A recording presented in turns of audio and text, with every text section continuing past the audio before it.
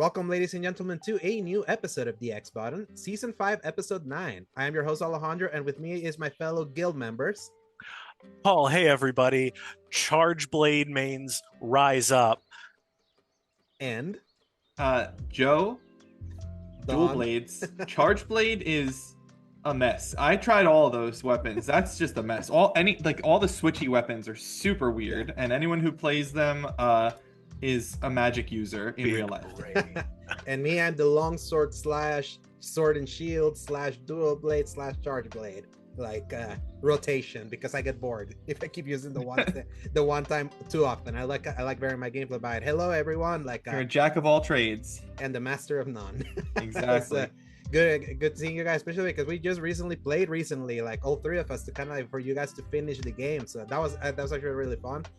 I've been playing a little bit more with you, Joe, like before yesterday with our own clan. So it's just been Monster Hunter land in this tariff-induced lands, but we're not gonna talk about that because this is the X Bottom podcast, our gaming podcast that posts every Fridays from 10 a.m. onwards, 10 a.m. CST, by the way, God willing, available in the YouTube channel Escape Gaming, as well as most audio services around the world, Apple Podcasts, Spotify, and the like. You can find links in the RSS feed at tinyurl.com/escapegaming. If you enjoy our show, give us a like and subscribe. And then just as a little housekeeping, you can go see my appearance over at the Season Gaming Bigcast, where I got to talk about Monster Hunter for this past Sunday. And Joe had a little cameo there in the super chat. So, but besides as that, I do almost every week, I think I super chat.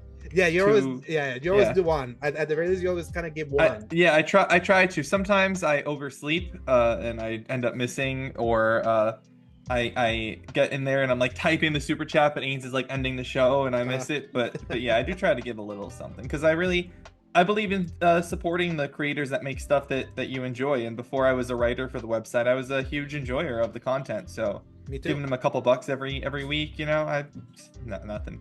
Yeah. Plus, sometimes once in a while, since we write for them, we get free games too. So you could say that it's kind of like an investment that kind of pays off in the back end in a way. But it's so kind of like I mentioned earlier, it's just been Monster Hunter because this thing has been like breaking records left and right. Everyone's playing it. Everyone in my friend list is literally just an alliance of Monster Hunter. Obviously, I talked about it last week because I did the review for it because I played this at the beginning of February, so it's been part of my life for like forever. You guys have just kind of started, so I've got to give you guys the floor to kind of give your thoughts because as of right now, you guys have finished low rank, which in this game's terminology is like finishing the campaign, quote unquote, before like the real game also quote unquote starts. Take it away. Who wants to start? Paul, go for it, buddy. All right, so I'm not gonna just bother about like the whole my time with Monster Hunter began in several years ago.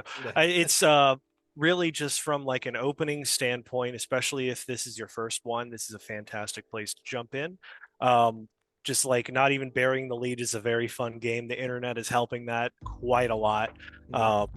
It is like all of the best parts of an MMO with some of the worst parts. But yes. Before I get too ahead of myself, let me just clarify that statement by saying, like, you know how like in MMOs, the whole thing is you get with your buddies, you go out and you do crazy stuff. Well, MMOs usually have so much baggage that it's not nearly as fun until you can really go through all of that. And I feel like this is almost like when you get to, especially if you're trying to get people in for the first time, it's like you don't have to worry about any of the extra stuff. Just like, does something look cool? Pick that and then go hit that thing that looks like a gorilla mixed with an iguana. And it's like, that's it. Don't even worry about any extra steps. And it's so fun. It's so pick up and playable, which I love in this stage of life. And how much community love, support. I know there's going to be so many more free things coming out for it. It's always just beloved throughout the course of the game's life. And it's just so fun to run through different areas and hit things with giant sticks and swords. It's just wonderful. Great time. How about you, Joe? Not just sticks and swords, arrows and guns. Well, yeah, all the stuff, honestly. But It is funny when you go back to like the first one and there was like 5 weapons and they were all like the most basic options that were available. And now we've got all of these crazy things like literal. It's just like a machine gun, but they call it a bow because it has like a little crossbow thing on the side. It's like, buddy, that's a machine gun. I don't know what to tell you. And just whatever the hell switch axes and charge blades are, I still don't want to even think about what is physically required in this universe for Yeah. people to be able to wield these weapons like this. But I mean, hey, if everything can grow to like the size of a small apartment building, then maybe the humans there are just freaking built different. Yeah, it really is. Like, that is one of the weirdest parts of playing Monster Hunter is the idea is supposed to be that these are just humans fighting these monsters, and that's why it's so challenging. But like, you ever see one of those humans climb up the giant cliff faces? Yes. Like they're just like it's nothing scaling up like they're assassins in Assassin's Creed. and dropping like they're freaking Cassandra from Yeah, Odyssey. with no fall damage at all. They're just like do a quick little roll, back in it. Let's go. Oh man, yeah, it's like Oh goodness. But yeah, my thoughts. I had only started playing with World, so I'm not super experienced in Monster Hunter, and I didn't play Rise because I didn't care about a stinky Switch game. But I was really excited for Wilds because it was more Monster Hunter, and it's been a long time since World. You know, Monster Hunter World came out January 2018, Mhm. and that's a long time. You know, it's a 7-year gap between releases, right? So you're Mhm. talking about True. more than half a decade. And Iceborne, I think, was 2019, and I think I played Iceborne in 2020. So no matter how I sliced it, it had been a good 5 years plus since I really got into Monster Hunter. So I was feeling it. And then another really cool part about Monster Hunter for me this time is you guys. The fact that I'm on this show and I have this community to play with now, because I really never had a community of people to play with. The only time I played Monster Hunter when I was playing World was I would do random people, or I did the weekly hunts that the Easy Allies at the time were doing, where Brad Ellis and Michael Huber and Isla Hink were doing the group, and they'd have people come in and they'd do hunts and stream it, and that was really fun. That was a really cool time. But so this has been really special in that I just have this like whole group of people ready to play with at any time. And that's been really interesting to experience, because sometimes it's like I kind of just want to burn through the story myself and I don't necessarily want to play with other people. Like one of our colleagues at Season Gaming messaged me. He was like, "Hey, I'll be online if you want to join." I was like, "Oh, I appreciate it. I'm just going to finish up the story here, but thank you for letting me know." And that was really nice to have that experience. But the game is so much fun. I am a dual blades user, as I said at the start. I've been playing with the bow as my secondary weapon. I think that it's a really cool idea to have the 2 weapons available. I don't really switch between them that much. I kind of like what I like, and I don't really feel the need to swap. At least not right now, not during the low hunts, the low rank hunts and things like that. But I think it's a really beautiful game. I think that some of the environments here are absolutely gorgeous. I'm playing on the PS5 Pro. I think we're all on Same. PS5, right? Yes. And Paul's on the base, but Alex and I are on the Pro. Yes. So on the PS5, for the Pro version at least, it runs really well. I've been playing on the balanced mode with the 40 hertz to the 120 scale down to 40 hertz. So I'd have the ray tracing with the higher frame rate. It's been super smooth. Paul, Joe just reminded me of something. You have a 120 hertz TV. You should one day try balance mode on that TV. That allows 40 frames in 120 hertz, like kind of like refresh rate. It will look smoother than 30 while preserving the visual like splendor of a 30. Like definitely give it a shot. And balance actually works well on the base. It feels so rare that I can actually utilize what my TV is capable of in that specific way, because I've noticed that one of the only reasons I even got a TV capable of that is because I was obsessed with Rocket League at the time, and there was a slight, just minuscule delay when I would play on my TV and nothing else, and I went, well, if I'm going to get this, I'm going to spend a lot of money. And I don't know how much I've regretted that or not, but overall, that part's nice at least. I am interested in trying that out. I know I spoke way too soon yesterday when we were speaking on the visual quality of the game, Hmm.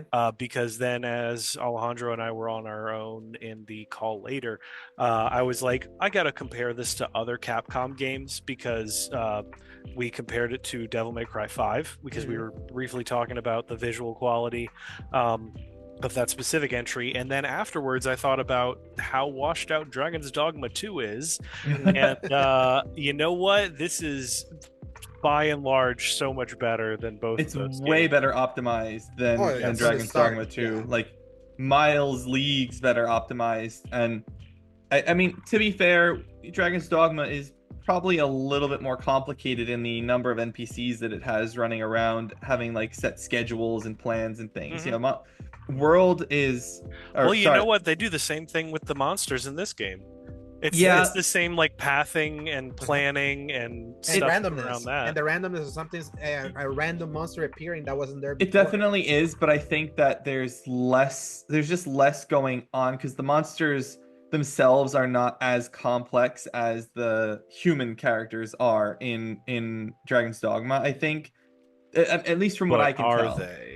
Yes. Again, it's Yeah, I think that's the only thing, that's the explanation that I can come up Yeah. with for why two. I can add to that because it's like Dragon's Dogma 2 is a very CPU heavy game, which means that they have really created like these characters that are all set in their kind of like paths and like kind of like a dynamicisms of how they react to the world and all of that. That's And that made the game feel very heavy, and that's why it wasn't performing well. Whereas I feel like this game is very smart in being an open world, but knowing when to kind of hone in when you're like in the quest to not really clutter you with things. And I feel that makes the game feel like it makes the game feel better from a performance standpoint. Despite I will the fact say that there's still complications happening because it's very Yeah. random that you may be in the same area and suddenly a Chemetries is gonna fight a Rathian.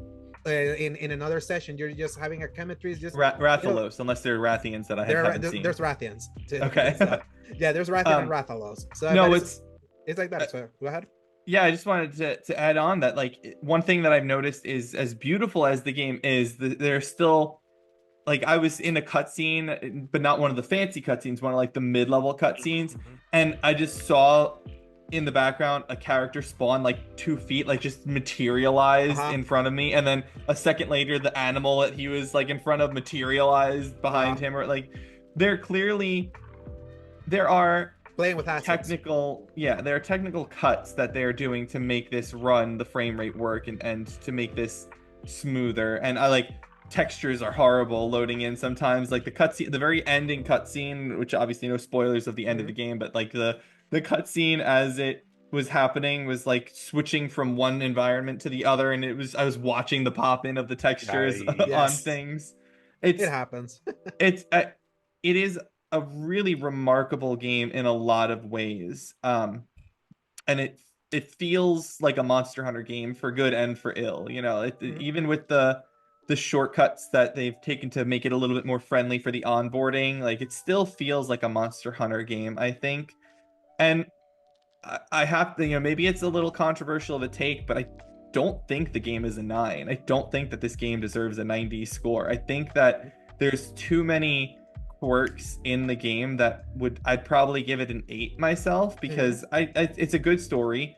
It's a lot of fun to play, but there's so many things that just don't make any sense. Like, Paul, you and I were talking, like, why can't I just hit restock at the community at the chest to fill up my stuff? I have to go to each individual item, and I have to remember what I had. Thankfully, I couldn't believe that they actually included this. It will remember the location of the item in your inventory. So if you have a limited item like a shock trap, where you only have one shock trap, and I keep my stuff in a very particular order, for me, it goes Mega Potion, and then it goes Trank Bomb, Shock Trap, Pitfall Trap, in that order all the time. That's how I like it, so that I know exactly where they are. I can click, and select it. Yeah. You use the Shock Trap. When you go back to your chest to restock, it'll just put the Shock Trap right back where it belongs. So it remembers that. I do actually love that part of it, because it's a pain, because when you're, for anybody who doesn't know, in the middle of things, when you have a T-Rex the size of an apartment building trying to bear down on you, It's a harrowing process to get something out of your inventory, especially if it's not attached to a quick like radial menu. And I hate that radial menu. I which is never the use process. that. I Radial menu. actually use it because it's like it's much more intuitive use for me it- to do that. I use it for the One part of whetstone, it. I'll say. I actually forget that it's on the whetstone's on there all the time, so I'm like click, just trying to figure it out. But I will do that for healing constantly. I use loadout 3 because the patron saint of Monster Hunter, Alejandro, what's the lady's name? Casey DeFritas. Thank you, from Casey. Agenda. Yeah. With IGN, has wonderful Monster Hunter guides, by the way. She suggested loadout 3 because it has a huge variety of things between like shots and 20 potions. Well, 10 regular potions, 10 mega potions, and it is so helpful to just down those suckers when you're in the middle of chaos. But I hate the fact that the item box just isn't a thing anymore. I kept looking around, actually like walking up to random assets thinking that, oh, that looks like the item chest. I just thought I would find it eventually, and I thought I was an idiot for not finding it. But just the fact that you have to do like either manually re-add everything, or you just have to know to save your loadout. Like if it's that important, and you have to go into your tent. You have to go into the tent. Like go through the whole cutscene to sit down and then go through the menu to do it. It is very frustrating. And then there's a lot of design decisions that are very strange. Absolutely, just weird anachronisms that should not be a thing, or is like, okay, clearly I'm doing something wrong because this can't possibly be this impractical to do. Well, unfortunately, it usually is. I'm also finding out that a lot of it is poorly translated, down to effects of items and charms are like, there was like a thread that I read where it was like, okay, so this says this, it doesn't actually do that. That's busted, or this is broken, this is bugged, or like this does not actually. The lucky voucher thing that you were asking about. Where it says, oh, you've used this, like you have this many remaining. I was like, I didn't choose to do that, but turns out no, you're not actually using it. Yeah. Capcom needs to go and contract out RGG and get their localizer. Yeah, because they and from what I understand with RGG, they like have like cleaned up every item description and menu description to the T. And they have for those that don't know, that's the developers of Yakuza. Yes. I did not actually know what that was until this maybe this year, because everyone's like, okay. RGG is crazy. I was like, is that the name of the guy that made it or something? Yeah, no, it's Ryuga Gotoku is what it is. It's literally the name of the franchise. Ryuga Gotoku is like a dragon, so they are just called Like a Dragon, the studio. Has it always been called Like a Dragon in like Japan, and we just called it Yakuza? Yes. It's always been called Like a Dragon in Japan, like kind of like the Resident Evil Biohazard situation. The studio wasn't always called RGG. They eventually took that name after the first few Yakuza games became so big over there. You know, the RGG games became so big in Japan. And then they were like, okay, we're just RGG now, and that's just what they are. And correct me if I'm wrong, they're also a little apprehensive of like being very public of naming their franchise Yakuza in Japan because of the real life Yakuza. Yeah, I would not be surprised if there was a Japanese law against having the word Yakuza or the something that would hint towards the Yakuza in there in anything official. That would not surprise me given the general legal restrictions that Japan has on anything even tangentially related to Yakuza. It's very interesting to read about. But anyway, the point is they need the translators from RGG at Capcom to like make it work. I know it is odd because I don't think that there were really translation issues for Dragon's Dogma. So not that I remember, but I didn't finish either. So. I didn't finish. I do think that this game came in a bit hot. I don't think it came in as hot as like Civ 7 obviously did from everything I've read about it or anything like that. But this game came in hot. It probably needed another 6 months time because I don't know about 6 months. Well, Paul. There's no arena fight. Like there's no trap the monster fight in the arena. Like that should be honestly. Like, that's been in every single Monster Hunter forever, and they just don't have it. I'm gonna do something crazy right now because I think I might have done one arena fight in the entirety of my time with World, excuse me. I realize that we're now Mandela affecting our title because it's Monster Hunter World, not Worlds. Really throwing me off. I'm sorry, but I did a lot. I love doing those. That's a huge part for me. Like, because it's basically a free fight. Like, you don't have to worry about the monster running away. You don't have to worry about, if you put I the will effort give you into that. The capture, you concept can is get a free great kill. because to me it never really felt like it fit the tone though, where it's like, oh yeah, we captured this thing already, we're gonna throw you and it into an arena, just freaking kill it, do whatever you want to, do whatever. I was like, Well, the concept of it was, lore-wise, that you were capturing the monster for study, and then I guess when they learned everything they could, they had to dispose of it all somehow. right, take it out, buddy. Yeah. Just murder it, just do it. But yeah, it's really cool, and to me it feels like it came in just a little bit underbaked with some missing features like that. I think that would be and that's kind of like beneficial. the key of saying that it came in hot, because like from a technical sense, I can't imagine it being better, like in a workable state. Like that launched, that launched well, but in the feature set, I get it too. That while also knowing that they've been very open. I think that's where I think I agree. Like polish, I don't know if I've really had any issues. The arena fight's a feature. Just no, so I'll concede that point, because I was more like, all right, for me personally, I never touched that, and I did see a few people that were like, I never actually touched those arena fights. I didn't really know what the deal was. Like, what's the point? But I will say, because it's a pain in the ass to actually hunt down the monster sometimes, and sometimes you just want to beat the hell out of it. But also that is so like, it's actually a positive and a negative for me right now, and that my next subject of you almost have no incentive to explore, because you literally always know where the monster is, and you have just an auto walk to it, because you just get on your sacred and it's going to take you straight to it. You can put your controller down, you will have zero. We can argue over how well the sacred's going to travel.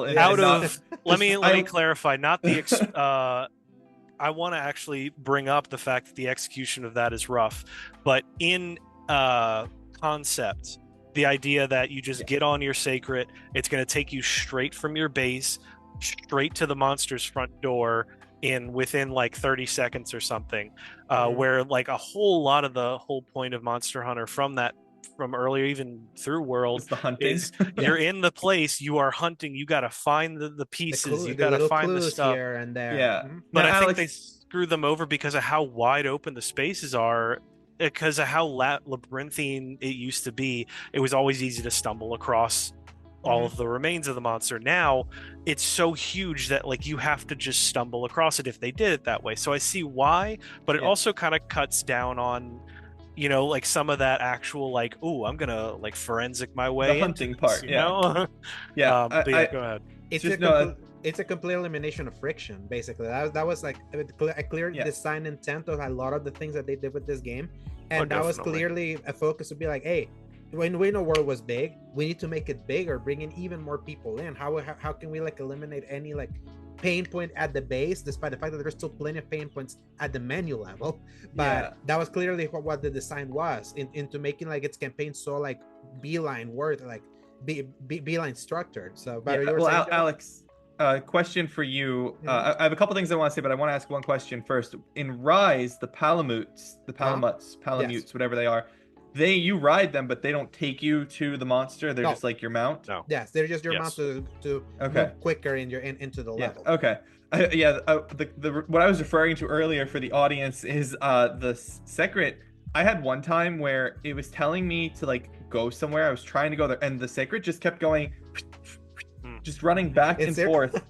It just not even in circles. It just kept going in a straight line back and forth between this point. I'm like, where am I supposed to go? And then it was finally supposed to go up. It just could not path itself up the thing for some reason. So how well it tracks the monster is interesting. But the other thing I have that's a little bit of a criticism is I like the scout flies. I've always liked the scout flies. I think they're cool. I think that's very useful to like just tell you where the stuff is. I know that was new in World and people complained about it. I like that. I don't want to hunt things that well. But what I find interesting is there's so much stuff in the world that you can, when you're exploring in the scout fly, find something. If you hold L2 or L trigger and then hit circle, it'll just grab something that you're like the first thing on the list. But it won't point you to things you can't grab. So when it's like fresh carcass on there and you're not trying to grab the carcass, you have to go over and examine it.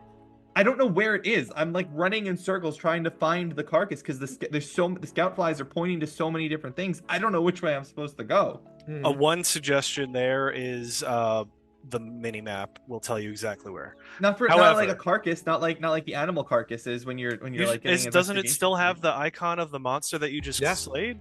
Yeah, there's like a little tiny. No. I don't. Sorry, I don't literally mean a monster you slayed. I mean like I mean the carcass that's like the investigative carcass where it like gives you points, that sort of thing that you just like are going over and scooping up a little bit, and it's like, ooh, 10 points, and then you just keep going. Like, oh, you mean like the bone piles and stuff? Not even bone piles. It's like, not even bone piles. It's like kind of like the little hints thing. Yeah, like the little hints, like the hints that a monster was near here. The thing that you would need to find in world to like tell you where the monster was. Now, those are still in this game, but you can't scoop them. Is there really? Yes, it's still.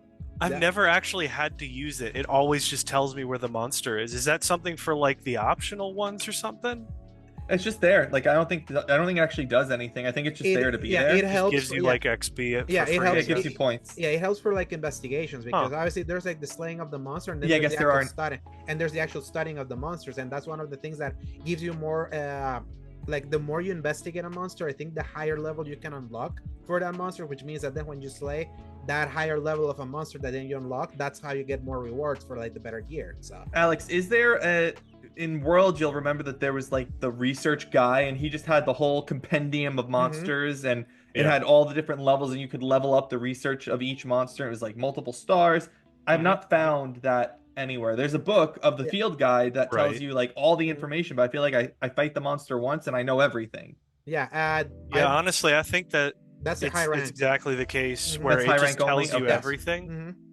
Oh, you mean like there's an XP thing for the high rank, you're saying? Yeah, it's not only that. It's like there's in World there used to be kind of like this huge compendium of you investigating. I remember that. And then like each time you got more XP, it's like if you find the mucus once, it immediately knows where you are. I thought that was a really cool progression. Yeah. So are you saying that it works like that for the high rank ones? There's more like if you want to get extra rewards out of a monster, because that's kind of where so it's like an EXP boost. Yeah, kind of EXP boost, but also kind of like a way to like unlock higher level versions of the monster, because obviously you see that if you go to like optional quests, you sometimes see it's like, oh yeah, if you can repeat this 1-star monster, then eventually it goes to 2 stars or 3 stars. Then the more you start researching, which sometimes means you investigate with binoculars, you either do the thing like with the carcasses and things like that. Okay. So there's more systems than we're aware of when you get higher up. Yeah, then. You have not seen everything yet. Okay. I didn't think we had, but I feel like all of these things were better introduced in World, because I felt like the campaign, which obviously, as you pointed out previously, is this one's very beelined and short to get everyone out. I feel like the campaign was longer and more structured to slowly introduce everything to you before it said, here's the world, go hunt. Yes, and also World introduced almost all of its systems also almost from like the outset. That's kind of why like they did different here, that they're like the same amount of systems are being doled out. Like it's too slow. I think it's too slow. As someone who, I mean, maybe it's not too slow for new people, but as someone who's like looking for these things, I feel like I'm going too slow. Exactly, because you have the experience of World, and it's very clear that Capcom really want like, we're making a game that's more casual. It's more for the casuals than they know that you're going to stick it out longer than I will. Exactly. I am going to stick it out. It's fun. I'm having a lot of fun playing.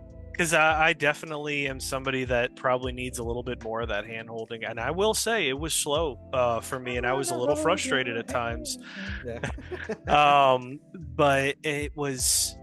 I fully understand why, because I remember when World came out, I was overwhelmed by all of the stuff going on, and it was even worse for Rise, because I remember the exact moment I told you, Alejandro, when I was just like, why am I being bombarded with like every 3 seconds I'm getting hit by 4 pages of menus to explain a concept for something I have not even played the game. I like that's one thing I think World at least does the tutorial mission where you can run around when you start the game after you made your person. Rise does not do that, and it just hits you with everything all at once. And then this one once again does a great job in the opening moments of it's just like, make your character, get in there, do something freaking awesome, figure out the rest later. Rise doesn't even really have a campaign like by itself. It's just more throws almost it's just like very bare bones. You know that you're here to hunt monsters, and then you're constantly returning to like the camp. Very classic, because that was the way that it used to be. Exactly. And then World was the first attempt at doing a campaign, despite the fact that it was very nondescript with like no characters that you could name, but still having long conversations between like the different things that set up the different missions you're doing. This Let's took talk... that idea further, and we can talk about campaign. Yeah, let's like talk story. about it. Let's talk the campaign then. Yeah, so from here on, everybody, spoilers. No, we're not going to spoil. Yeah. No major... wait. Let's at least like put a timer on it. Like how many, how far into the story do you want to discuss here? Let's discuss. We won't name too many specific monsters. We'll leave it general on the monsters, which makes sense because it's like, all right, you're gonna fight a monster at the end. Big spoiler. Exactly. Right. Yeah, we'll leave it general on the monsters. We won't talk about the ending. We'll talk about the overall feeling of the story and what we thought of it without going into the exact plot details. I feel like that's very easy for a Monster Hunter game. So exactly. Yeah, it is. And so I guess I'll start with this one because I actually have a lot of thoughts on this because I finished the campaign last night as Paul did, and I really liked the campaign. I liked the way that the campaign was focused, in that I felt like there was a real focus as to what we were doing. And I think that's good. And I like that the characters had names and that you got to kind of know them. The best character you won't meet until you're like halfway through the game, everybody. Sorry, but he's got a really cool hat. Yes. And that's all I'll say about him. And an amazing voice. The voice. And an amazing voice. His voice is really good. It does not match what he looks like, but it is fantastic. It's great. I love it. He's wonderful. So I hope they have more of him in the future because there was not enough of him in there. So Paul, it's kind of like the reverse of like what I feel of the Hawk from Devil May Cry 5. Because like you look at that Hawk and the way it speaks doesn't make sense. How it yeah. looks. Yeah, I see what you're saying. That's all I'll say. Yeah. Classic Capcom. So I like it. I think that's cool. I like that there were characters with names to get invested in.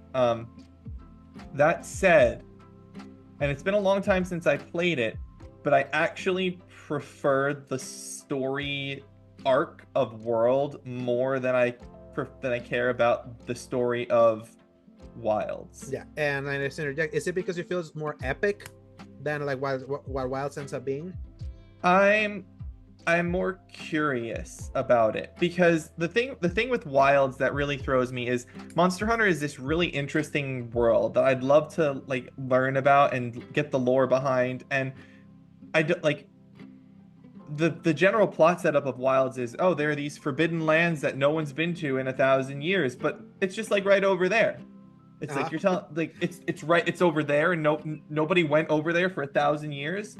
Like that one, I figured that was on purpose because they're called the Forbidden Land, so people aren't allowed to go there. But clearly, the guild just said, "Oh, we're going to set up an expedition to the Forbidden Lands now," and they went over there. Like somehow, someone just decided. Did they specify why? Like they said, there was some reason, right? Yeah, it was like originally there was an expedition that went missing. But during that expedition that went missing, they realized that there was actual human life there that in their previous knowledge they didn't know. Right, because they found Nata. Like the expedition went over there and they found Nata, and they're like, oh, but the point is, it's just like if the land is over there, it's to the east a little bit, and we're just gonna go. The cool thing with World was that we're on the other side of an ocean. Like this is a new epic piece of land that's totally cut off from everything that Monster Hunter has ever known. Whereas the Wilds just kind of feels like, oh, they're our neighbors that we just locked the door on 1,000 years ago and we don't go visit. And then the other thing that, without getting too spoilery of the plot of Wilds, is the actual weather changes that you experience and the logic behind all of that and how that all functions. I don't understand. I don't like any of that. I don't think that any of that makes sense because, again, they're neighbors. They're like right next door to the people where they live. Like all the wackiness. What were the procedurally generated kind of zones that World added in at the end, where it was like monsters would be in environments that they wouldn't normally be in, and like the weather could... Oh, I know what you're talking about. I don't remember what it was called, but I do know what... Yeah, so that makes sense over there because that's another continent. That's like days of sailing away, and that felt so thought out that it makes sense. This is a new world, everyone's going there, and everything's totally different, and their ecosystem is very different. But I mean, if you want an analog to the real world, Europe and Asia are the same continent essentially. You know, they're literally attached to one another. There's not that Same big of landmass. They're the literal same. They're right. the same landmass Right. connected. Yeah, they're the same landmass connected. You know, it's just like Africa, really. It's, you know, for the almost entirely, not quite. There's straits and everything there now, but they're all so close together in the real world. And if something crazy like what happens in Wilds was happening in the real world, and it was like, you know, just on the other side of the, like, it's, we're not talking the difference between like something going on in China and something going on in Italy. The way they're describing this is like it's a couple days sail. You know, it's more like you're talking Russia and Germany in terms of distance. And I feel like there's just the logic behind it, and I know I'm trying to find logic in a Monster Hunter game is weird. So the logic there just doesn't add up the same way that, oh, Monster Hunter World, the world over there is totally different. Everything over there is totally unknown, totally crazy. Yeah. We've never heard of any of this stuff. I actually agree to the extent of the concept of the new world being a huge deal. Yeah. And it's like, we are sending the 5th fleet. This is a huge ass movement. Yep. I love that. It's so, and to Alex's original point, that is more epic. Yes. I think what Wilds could have done a little better is, because it's like you have to really like ignore the fact that like, oh, they just did like the entry where you go to the new world. This doesn't feel as epic at all, even though this is the one that's like all open world, because you kind of have to like tone it back a little, because you have to think about like how technology is now, what's capable, and you can't think of it from like, why are we doing this now?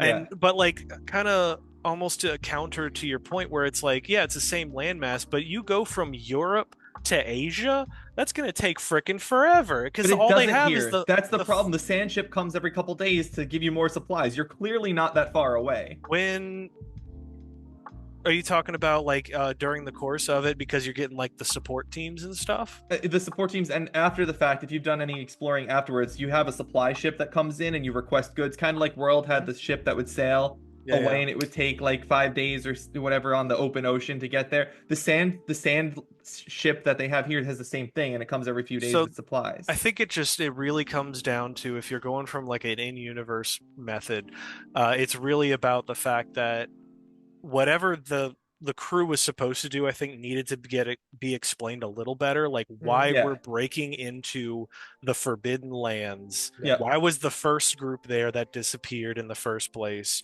Why did we like that earliest part, I think, is the weakest, because the whole thing is like they're doing this. It almost feels like they're on like a patrol along the border, makes more sense. And then they're like, wait a minute, that's in the other region, but there's somebody that needs help. Can we get authorization? Which I think that's what they were trying to do, which is like, all right, we're in this zone, we see somebody else, and then the lady who's the representative of the guild is like, go freaking, like, I don't care about the border, go help him. I do have to say, my favorite part of this whole thing in terms of the structure of it is the explicit, I'm authorized to do this hunt, you are authorized, the guild I love that. We're talking more about that than you can imagine. That is so cool. Like, just that moment of Alma, just this random handler having this power to just be like, I authorize you to hunt that creature, or like, that is so cool. It's like, all right, time to lock in. I'm so glad that has been like what people have really latched on. Has anyone else latched onto that? That's memes. Oh yes, the memes are all over. It's now it's all over the place for that One Punch Man scene where it's like, I authorize, by order of the guild, I authorize you to slay this monster, and it's like the character standing up. I love that so much. That's so cool. That's an awesome part. It's not like, the closest thing that I want to throw into a spoiler with no context is the by my own order, and the last mission is just the rawest line. But like somebody clarified it to me, because I didn't really understand the significance of it, because I don't go into lore about Monster Hunter, but apparently if you hunt something that you're not authorized to kill, you can be executed. Like, they do not play around with that. So when one character says that line, it is, I'm willing to die for this crap right here. Which is just so hardcore. It's so awesome. I do want to say one other thing, and then I'll pass it off to you guys. I think that the open world of this game is a farce, and it was better in World. versus Man, you are wilds. just coming for blood. because it's still just a little pathway. You just don't have a loading screen. Like if this was a real open world, you would never get a message that the Chotacabra has left the region. You could follow it from one area to the other. You should be able to follow it across the whole Well, it's not map. that it left the region, it's that it's literally despawning. I know, It's but the explanation in world was, oh, it left the region. Now it's Right, gone. right. You know, you can't find it. It's out of the area, and that made a little bit of sense. But in this one, there's like, what's the difference? There is no difference between being able to start in the desert and run all the way to any other place, or Right. like, because you're never going to do that. You're not following the monsters along the pathway. I actually there. did before I figured out I could fast travel. Yeah. To But you your see, point, my point though, is that like the yes. loadings, there's they essentially Final Fantasy 15 does. Mm-hmm. Where Yeah. it's like the first region that they hyped everything up is like the plains where you can go anywhere, and then the whole rest of the game is just back to the tunnels. Yeah, without a loading screen. Yeah. Right. exactly. So, It just seems silly. Like I would rather. Yeah. You don't need that. If you're gonna do it, you got to do it right. I don't know how much That's more all I I'll would say. want to do it. And Because my thing it is, starts yeah. to get a little bit burdensome on the whole concept of moving from one region to the next, and if it's all open, then you cannot have it's the Metal Gear Solid 5 problem, where like you open it up to all of this region's space, but you miss out on those really intimate like Ground Zeroes style places because it's all curated very specifically in a certain order where everything's kind of hemmed in and intimate. And you miss out on that when you have like the plains, because on the one hand it's like, oh, I gotta hunt the monster, and it's like it's 50 feet that way, I can see it from here. It kind of like loses the mystique of it all. I just don't think it benefits from the lack of loading screens. There's no benefit to being able to go anywhere. 100% disagree as someone that's also playing World like concurrently, because I've been like comparing both. Like these worlds are way bigger, these worlds are like more intricately designed, and I'd rather keep this no loading thing than going back to that one. But Alex, you could just as easily have an intricately designed world and have a load screen between them, because you are not benefiting from the ability to go from the forest to the plains. Like there's no benefit to you in there. Because you're not doing just a no loading. It's like right, but that's it. Like that's the benefit. I will take no loading forever. Like I'll never. I think go it back just to depends but on how many times have you view- actually run from the plains to the forest? Are you not normally fast traveling there? Yeah, I go there because I've been like hunting my materials. But are you not? Really but are you fast traveling there, or are you riding your? No, I'm riding my sacred because I like doing Okay. it. Yeah, I like the. Yeah, I I like think doing that part comes down to the subjective opinion. Yeah, of, for like, sure. Do you love traveling or traversing open world areas versus, I mean, it's like the Bethesda thing. It's like, are you just going to fast travel where you go, or are you going to enjoy the journey and like Breath of the Wild it, or are you going to Breath of the Wild it fast travel? Right. It's really like that's where that one comes. It from. works. It works both ways. Like it does. It works both ways. I personally don't see. I think you could have improved the technical performance and the graphical loading of the game if you didn't have to worry about having the whole world available all at once. Now maybe it's not a big deal. Maybe it's running in the background. And I was gonna say I don't so know if they're that it's not actually doing even anything. rendering in any of the rest of it. Yeah, I don't know either. It probably is only loading in what you've got, and as the speed of your sacred is not as fast as the loading capabilities, so it's like it's kind of tomato where it might as well just be seamless because the PS5 is just capable of that now. Yeah, but I mean I like the zones. I think the zones are all really cool. They all look really cool. I think some of the designs of them are a little confusing to navigate. It's a really nice map. It is funny how vastly different they all are, because it creates like a new problem of, oh, in the previous zones, it was like you had this indiscriminate amount of space that you were traveling from one region to the next. And this one, it's like, why is the forest right next to the desert, which does exist, but whatever. But more accurately, like the weird underground oil zone, and how does that connect artificially to an elevator of sorts that isn't explained, that also has this other region below it, and then it reaches out into this weird steam spire place that we don't it's very front loaded on like what things are and where they are and what's going on, and then later on it's kind of like, oh, we're in this weird place, okay, that's strange, let's go hunt like 5 monsters in a row, all right, we're gonna go to this other place, and like all you can really do is a much smaller camp that's like oh, you want to prep? Well, you got to fast travel to some other camp because you don't have any of that here. And I want to say that the camps, that is my last comment, and then I want to hear what you guys think of the story and everything, because I've talked for a lot on it, but I miss having the base. I loved the base of World. I will where agree you with you here. You just went back here, and this was your home base. And now we've got like every region has its own base camp, and I get why that is. And all but the also, NPCs are simultaneously in universe. Yeah, All of them. And what's funny is that technically there's still the base is the desert one. The very first one is the only one that's kind of like the base, but it doesn't have the grandiosity of the one in the one in World. The other thing, Alex, is that it's the base, but it doesn't even have all the features because you can't access the melder in that base. The melder is not there. That's true. It's only at Be careful. Yep. That's the other location that's later on. Exactly. And I think that's why they did it, because it was like before it was like I wonder if now that you've unlocked it, I wonder if it's going to be at the base. Did you? It was not when I was checking. I wonder if that's something. Double check, because I haven't really done that. Yeah, I feel like that would be the smartest thing for them to do, is like, oh, there's a new region for that person that now came to this area. But I mean, at the same time, it feels weird that I mean, like, you just can't beat the one of World, where it's like, yeah, we jerry-rigged all of our traveling ships into this crazy treehouse situation with elevators. So cool. And like, this is where we're going to post up and get all of our stuff. Yeah. And the other one, it's like, oh yeah, there's really nothing stopping all of the monsters from just running in and killing us all. Yeah, we don't have you don't have your little house where you can decorate it and everything. You literally just have a tent. It's just a little tent. It's a really cozy looking tent, but you know what? It is, but it's no different than the tent out in the field. I wish you could get a bigger tent that you and all of your buddies could sit in.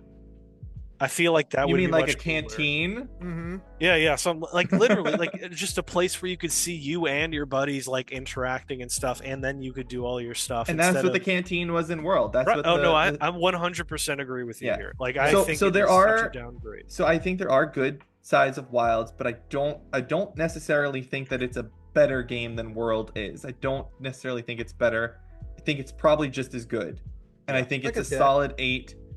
Depending on how you feel about certain things, maybe an 8.5, but it's a solid 8 of a game, I think. And that's go ahead. What do you guys think of the story of this game? We've been talking about it for a long time. I'm sorry. Yeah. But Alejandro, you want to jump in? Because I think I got to start with it. Yeah, because like with the story, I feel like it's definitely Monster Hunter stories are a means to an end. That's always how it's always been, because like at the core, you're always here for like the actual monster hunting. I feel what they attempted to do was for that means to an end to at least have personality. Having that kind of like through line of seeing everything through the perspective of Nara, the kid that you find at the beginning, and him being the thing that kind of leads you through like different ways that you're being introduced to the world. I found pretty effective to at least try to endear you into the world and its characters. Is it like the greatest story? Not at all. Like, it's still I think someone said that it's kind of like a Saturday morning cartoon in depth in some ways. Like when I can kind of get with that. Yeah, because it's like I like the characters. I like especially the one that we mentioned that we're not going to spoil, that has like an amazing voice and a hat. You'll know it when you get there. And I really love how it's a great presentation through line to then get you to like amazing introductions of like the actual monsters. And that's the thing that we barely talked about. That why to me this is a 9 is because this is the most fun it is to play one of these games. Like at the very core, this is about like the monster hunting, and this has at me that I'm literally playing World at the same time and comparing both. It's night and day. Tell me what makes it more Wilds fun. Twice. Huh? Yes. The what? Tell me what makes it more fun to play. Sorry, Paul. Yeah. No, you're good. What makes it more fun to you? Just game feel alone. It's like it's significantly better. It's way less stiff. That you cannot go back from not having focus strike. Like whenever you didn't have that and now you have that, it's like it's very hard to go back and having to like really have trouble with like not having a way to really lock on like you can now. Like the nimbleness, lack of whiffing moves has definitely been worth it. A lot of weapons have been buffed in Wilds compared to like in World. Like that's why I feel like I have a rotation of 4 of them. The guard point system by itself. Yes. Just giving certain heavier weapons a built-in parry system that just completely changes the way that you will usually just be more aggressive, which I think is really good, because at first you are Dark Soulsing it, and you're like, I'm gonna dodge, and there's like no invincibility frames in a Monster Hunter games for the most part. And I think that just giving you more mechanics. I mean, let's face it. World Iceborne was the starting point for a lot of the moves that are now in the base game.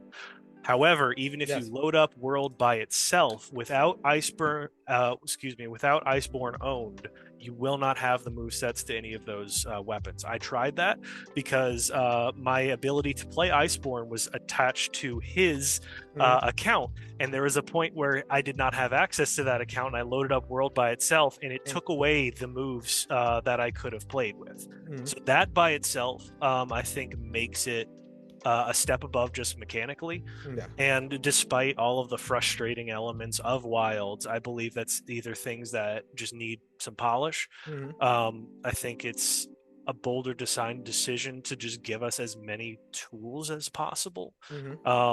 Just the automatic transmog ability from high rank, just automatically unlocking for every armor piece, giving access to both gendered versions, which is just doubles your ability to make some really freaking and sick not only armor that, sets. and obviously, like, I don't know if you knew this, that the different high ranking armors, depending on which one you pick, if you pick like the male one, some of them have more intrinsic abilities, and then the female one has like more ability for you to like slot in the gems to like more customize it your way. I mean, that's always been that way. That was always the difference between the two. Yeah, so like, just in case you didn't know, like, and but the fact, even more so, if that's a gameplay thing, then the fact that that was locked behind the character gender that you chose, it just unlocking that for whatever you could prefer. Always in World, you could pick A or B for either of them, and it was always designed that way, that one of them had more abilities, one of them had more gem slots. You could and if you like the look of the one with the gem slots, but you want to have more abilities, hey, guess what? You can transmog. Like, just get both, and just transmog the one and have the functionality of the other. I missed the grabby thing that they added in Iceborne, where you could like hook onto it, like you could target a monster with the thing and pull yourself to it. I missed that as the thing. That was cool. Yeah, that's one thing, that because they added the secret, they want you to synchronize with your secret and use him to jump into like the monster. So I will say, I wish that there wasn't such like a okay, so I get why they don't do it, but the fact that it's like a chance of launching yourself onto the monster is very frustrating. But I get, because if you could do it just every time, it would be so much free damage that it you mean the mounting monster thing? Yes, and this is something that was like a reaction to Rise, because Rise gives you like a Rise, that was its whole thing. It was like it gives you like a hook, it literally gives you like a grappling hook that you can fly around, and you can like grab into like the monsters constantly, and they try to ground. It was trying to hit that middle spot of going back a little bit more to the groundedness of World, but keeping a lot of elements from Rise here, and try to make a best of both worlds. That I think it worked in a positive and negative way. I miss the Palamute from Rise, because the Palamute also serves as kind of like a fighting companion with you alongside your Palico. So the secret here is only your mount, and just kind of then runs around, and you just call in if you want to switch your weapons. And I do wish that the Sacred did a little bit more, like just a little fighting, or like took some attention, because that's what happened. I wish that he controlled better. He controls horribly. Oh, definitely. And how often he gets stuck on ledges, so I just have to dive off the end like I'm suicidal. Or trying while he's running, trying to slow him down a half a second so you can grab something with your. Oh my goodness, the fact that you can't just stand there with him most of the time. I can't just hold back. It's just that part frustrates me. All these little things that you're all these little things, those are the things that just irk me so much, that knocks this down from that 9 level, that I'm just like, I couldn't do it if it was me. Yeah, and that's you. It depends. It just really depends, I think. I think overall, if this is a 9, then World is an 8.5. If this is an 8, then it's a 7.5. You know, it's like this is definitely just mechanics wise the best. It's the best way to onboard new fans to the series, and I think that is worth its weight in gold. And I do just Capcom certainly made enough gold off of this game. they Oh certainly yes, did. they certainly did. We'll Holy talk about that smokes. later. Oh yeah, and we got to talk about how garbage the multiplayer is. Yes, that Like, has the four I don't really separate want to lobbies. linger on it because, like, of course, yeah, okay, it's bad. Yeah. It's the we were comparing this to Dark Souls actually last night, where it's like, man, it's The Venn diagram it's between so both fun, series. but for some reason they just cannot land the concept of just like, oh, you want to just join random people? Okay, SOS Flare, or just join the ones in progress. Or join a But clan. if you want to play with your friends, we're gonna have about 5 different methods of that, and you got to figure each one out. And sometimes you can be part of one that doesn't carry over to the other. Why is this so complex, guys? Yeah. Why is this so difficult? It's the same thing with fighting games. Why do we need lobby systems? Why do we need all of this extra bells and whistles? Just let me hit a button and then find people. I don't mind the lobby as a concept because you can just like hang out with your buddies without the strangers in there. I think that's cool, but just the fact that there's so many different lists that people that you have, like That's there's the too many problem. lists Oh, and yeah. too many. I mean, lobbies for like parties. fighting games is specifically that was my frustration there. But yeah, overall, I have Guilty Gear trauma. That's all. But yeah, I know what you're talking about. I saw that. but yeah, the overall, it's I don't know why it's frustrating. However, it wasn't actually as difficult as I thought it was to get it all together. I mean, I made the joke to y'all in the group chat, but once I figured out where the like invitation button was to invite a friend that I already had, that was easy. But if I want to like invite anybody random, or the fact that it doesn't explain the account name next to a character's name, so you could be next to your buddy and you have no idea that's them because it doesn't tell you that that's them. Yeah. That's why everyone should just use their online names for everything all the time. I've been harping on the whole Season Gaming Discord about this. I'm Don Lionheart everywhere I go. You're never gonna find a Don Lionheart that's not me. Easy. Yeah. Easy. I don't have 7 names like Alex does over there. Yeah. I have Mr. like more Freddy, Alejandro, Alex. It's always Giant something Slayer. different. Yeah, it's always something different. I will have you know, the only reason Alejandro had to do that was because the Season Gaming people I know. refused to pronounce his name. Exactly, yeah. They had Calling y'all out. Yeah. I have no bearing on this. Exactly. Fire me. Yeah, I mean, I offered to call him Alejandro if he wanted me to. I told him, you call me however you want. But you're just Alex in my head, and it's just. Yeah, I could have been an Alfredo, like if it's my actual real name. But see, I couldn't call you Alfredo because then I just get hungry. Yeah, I know. That was always a joke that I received in college. So that's why I was like, just call me by my middle name. I prefer it. It's more unique, and it also has a Lady Gaga song to it. So that really ruined my name for like an entire year. It's a good song. I like Alejandro's song. It's about to crush me because I don't think you've ever told me that Alejandro's your middle name. Yeah, it's always been my middle name. My first name's always been Alfredo. But my dad's called Alfredo too, so we need a differentiator. You always told me that Alfredo was your dad's name, so I just took that as, oh, okay, that's his dad's name. I didn't know that was your actual first name. Yeah. You never explained that one to me. I'm Alfredo. Known you for how long? Yeah, for like 5 All years right, so, at this point. So I think we're just gonna. I think Monster we're just gonna Hunter call good. him. Yeah. Paul, I think we're just gonna call him Junior from now on. All right, cool. Freddie Jr. It's like nope, not even Freddie Jr. Just Junior. I'll try to get used to that. And I'll have to not confuse you with my cousin, whose name is his initials are JR, and I call him Junior. So. and that's why like I always tell people, just call me however you want. So I had Al's, I had Alex, I had Alejandro's, I had the Alexes, I had the Alexanders. I love I love using Alexander for my made up names for whenever I do character creation, because I think it's a cooler way to represent myself in a game without actually using Alejandro. So, which is why I do Giuseppe when I do characters in not online games sometimes, because it's a cooler way of saying Joseph. Yeah, there you go. But no, Monster Hunter's great. This is a great game. I love it. You love it. We all love it. I hope that people go out and buy this game. Obviously, everyone has already. Like it. But it's a lot of fun, and just not on PC. Just not on PC. Apparently, it's busted if you're not in a 4090. Oh yeah, true. I should have bought it on PC. Yeah. Got him. Yeah, I do want more people to in my little friend group that because I've got one friend, my friend Koala, who listens to the show. He's like, we gotta play, play more games together. I'm like, buy Wilds. Just buy Wilds. He goes, but everyone, last time I bought Rise and no one wanted to play with me because they all had it on Switch and I had it on PC. I was like, there's crossplay. You can buy it anywhere. Yes, there's full crossplay integration this time. So Koala, I know you're listening to this.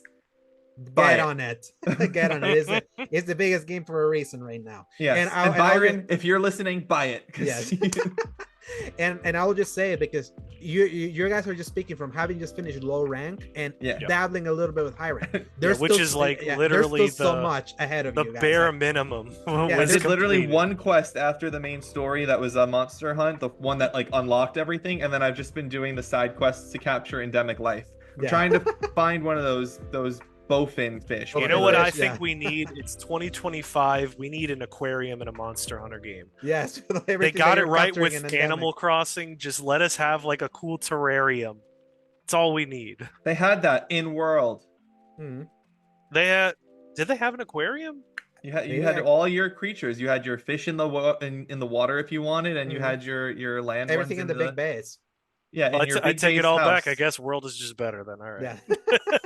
And that's a good ending. And that's kind of like the irony because it's like Wilds is a better playing game, but Worlds is a more fully featured game. That's kind of like you pick the one that they want. To me, I'll pick the one that plays better. Right, and that's why to me they balance each other out, and that's why I would call them roughly the same. It's because and it's funny enough, they both have the same Metacritic. They're both 90s. So that's what's that's fair. But yeah, definitely like keep playing more. Like you'll see a lot of those systems. You still have a bunch of systems that still have not unlocked. It's like again, it's like they just wanted to give the casuals like, oh yeah, you finished the campaign, because in World you had to finish low rank and high rank to get to roll credits or get through a lot of high rank. And because then there was like G rank and all of that to kind of like get to like the true end game. Yeah, and then they released master rank like 6 months later or something. Yeah, exactly. So in this one they just pushed up the credits basically, but think about it that way, that you still have 3 more chapters to go. Is it that you roll the credits on what they call the base, which is much shorter and more streamlined. So but there's still more, though. I would say like the big concern that I've seen borne out is that a lot of the hardcore Monster Hunter community definitely feels that the game is too easy for them. And I was watching a streamer called The Thalin that he mentioned that how it feels to him is that high rank feels what Worlds felt like in normal, like what normal difficulty would have been in Worlds in its low rank. That's high rank right now. I'd believe that because I mean there were a couple tough ones in it because I'm no expert, but I definitely did not struggle with Wilds the way that I struggled with some of the things in Worlds. I mean I did the vast majority of Wilds by myself, even without using the bonus hunters. Oh, that's something we should say. The addition of the support hunter and NPCs is so cool. Yeah, actually, I wish that there was. And Alex, you may know this. Is there a way to have them help you, but make sure that real people don't join you? Can you do that? It's in the options. If you're good. You can pick the option. I like the support hunters, but I don't want to split my money. Well, I know if you do like the online single player, that's when it does it, because that's what I play on by default because it lets me pause the game. Which, by the way, that's another reason why it's better than World, because you can actually pause the game even on offline. Yeah. You just have to be offline. You just have to be offline, and you can pause. Or even the I meant online the cutscenes. Like I had cutscenes where it's like you can't pause this cutscene. You can pause it inside the game. You pause inside. No. I will say there are a couple of cutscenes that it will not let you pause. It will not let you skip. You just have to sit through it. I don't know why those exist, because some of the others you can absolutely do it, and they look the same. I don't get it. But the actual pausing whenever you are like in the game, hitting or in the middle of a fight, as long as you're on the. However, the only way I've been able to switch out of that is I have to literally go back into the title screen and then reload. Wait, wow, you can. I couldn't figure out. Remember, that's what I was saying. I was in. If you go over to the quest handler, if you go over to Alma and go to her quest thing, there's like an option to join a lobby. It's like I tried looking at that and I was struggling. It's one R1 click over, and then it'll have all the lobby. It'll have the lobby options. You know what? The real hunting was actually the functionality in the menus all along, though. Yes, there is more menu hunting than there is monster hunting. Yes. If you're talking about the hunting portion, that is true. And just like any train, we're moving on. Exactly. But buy Monster Hunter Wilds. It's a really fun game. It's great. Fantastic. And mileage may vary if you if you get too hung up on menus, which is valid, or if you just want to get like the real highs of like the combat, which is like the monster encounter in this game are second to none, and that to me like really carried it. But then now we move on to a couple headlines because we kind Well, of hold have on. a I few. just want to say the Kingdom Come Deliverance thing. I finally Okay. found my dog. There you go. I Yes, found there my it is. dog. Yes. I'm very happy. I just found him. He was not feral, and it was really funny because it does this whole cutscene, like one of their high-end in-game cinematic cutscenes, Yeah, Mhm. where yeah, it yeah. was Henry surrounded by a bunch of wolves, That's so funny. and Mutt is there, and he's like, and he actually like, and it's in-game rendered because I was using a hammer, so it had a hammer there, and he like goes for his hammer just for a second, and then he's like sick him to Mutt or whatever, or attack or whatever he says.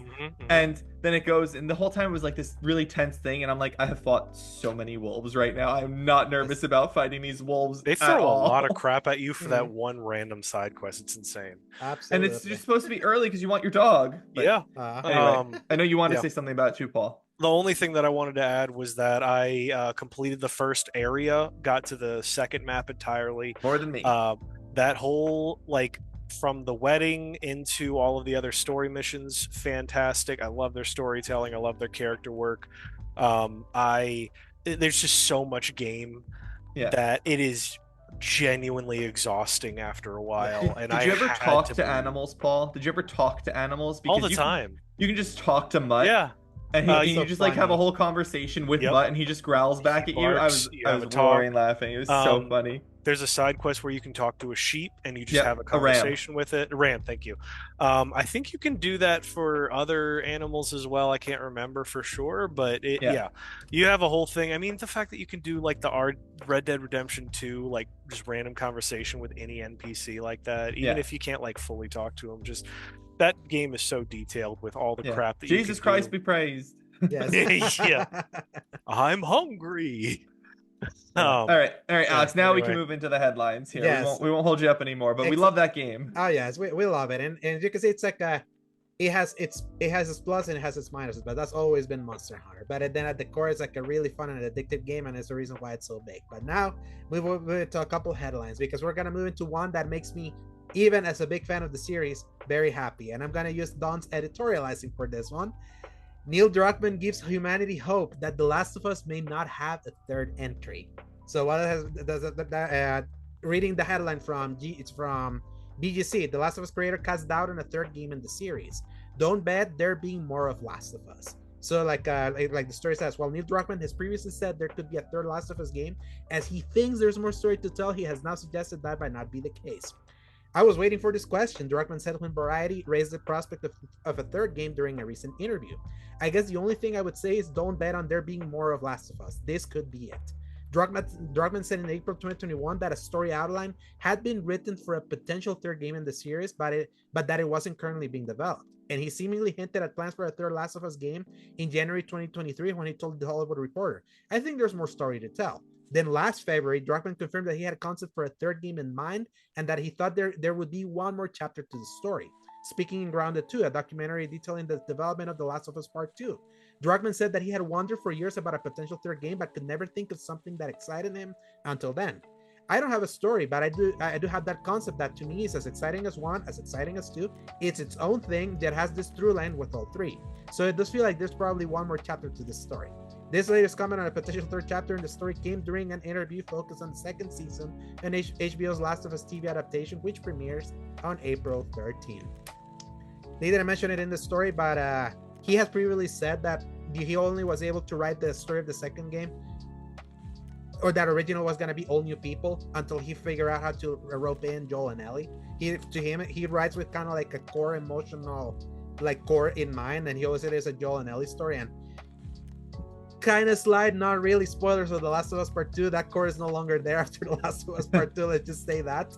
And he probably he was trying to figure out how to make that work, but hey, you made that choice in the second game, and to me personally, I feel that could be a good way to end, even though I know there's many people that have been saying that there's still ways that it could happen. But good way to end is a real subjective term. Exactly. Yeah. Exactly, because it's a very bittersweet ending to that game.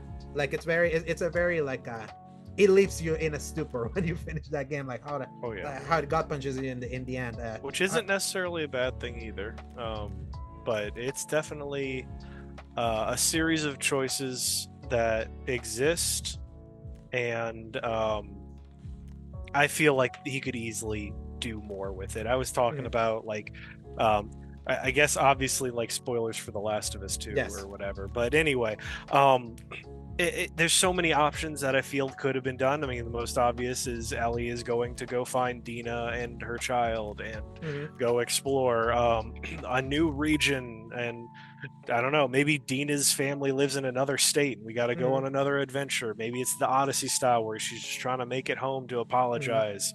Yeah. Maybe we go a completely different direction and like she goes back to Jackson, has to run that place, because I thought a whole plot line that didn't end up getting touched was man, this whole place is huge, and this feels super easy for somebody to exploit and or kill everyone in it. But like we also just didn't explore that plot line at all. We didn't explore any of that. I mean, Tommy's wife is literally still running that place, last we know. So like there's a lot of stuff that I feel we could have done. He's just clearly not interested in it, which, like, hey, he's the writer, he gets to choose that stuff. Also, I feel like it's a bad choice, man. You're just kind of dropping this off after like teasing people on a continuation of something, and like, I think I'm done with it. Exactly. Yeah, are you, Mr. Writer's Block? Are you gonna go do something else now? Oh, I'm so sorry. It is funny hearing him say that this week after we're hearing what he has been saying over the last 4 years. Yeah, it's like he clearly, I think he finally gave up. He's like, I can't figure it out. I don't know. I don't understand happiness and marriage and relationships. So exactly. I only understand misery, and I feel like he's just that kind of writer that he just loves saying things. You know, kind of like I want my story to say something. Things trademark. Exactly. So it's like obviously that's very pretentious and things like that. But there's so many people that really love their storytelling to have like meaning be just being, and I feel they really got caught up, and that's how they were able to write The Last of Us Part 2. And obviously that was a big controversy of how like the means that it took them to say things, and like how it ruffled the feathers that they did.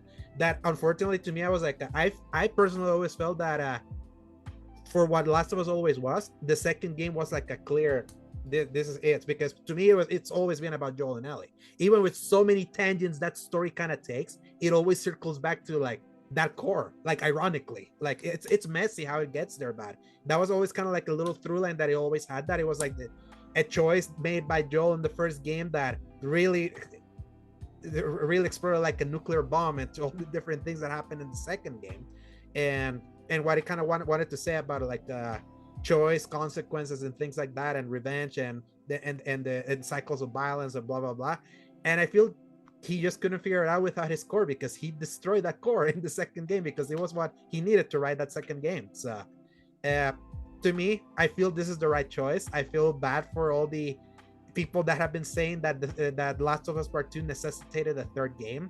I mean, I'm like, it only does if you only think about like the stuff outside the core. I feel like Last of Us as a universe has a lot that could be built upon, like in just stories being able to tell, like in Walking Dead, like The Walking Dead that tells all these different stories around. And you're able to find kind of like what's happening over in Europe, what's happening, all of that. But I feel Last of Us has always been more about its characters, and he closed the book inadvertently, like emotionally. He closed that book with 2 chopped fingers and a guitar. So and after that closed that book. So yeah, like I do wonder if he just then develops a story in a TV show. Maybe he's just been like maybe that's where he maybe gets inspiration and just kind of continue, because that TV show really developed extra stuff that was in the game but never shown in the game, and that was some of the best part, like the Bill and Frank episode, Paul, you remember? So yeah, maybe that's it. But I find this funny, Paul, because do you know what we talked about in the very first episode when we came back to do the Xbox in 2021? It was a quote from April 2021. So I'm so tired of talking about it, and I think I say it every time. That phrase, The Last of Us, it activates me like a sleeper agent, because I'm just so tired of us bringing it up. And same thing with Naughty Dog in general, because it has always some kind of stuff, and the most annoying person you know is either loving this or hating it.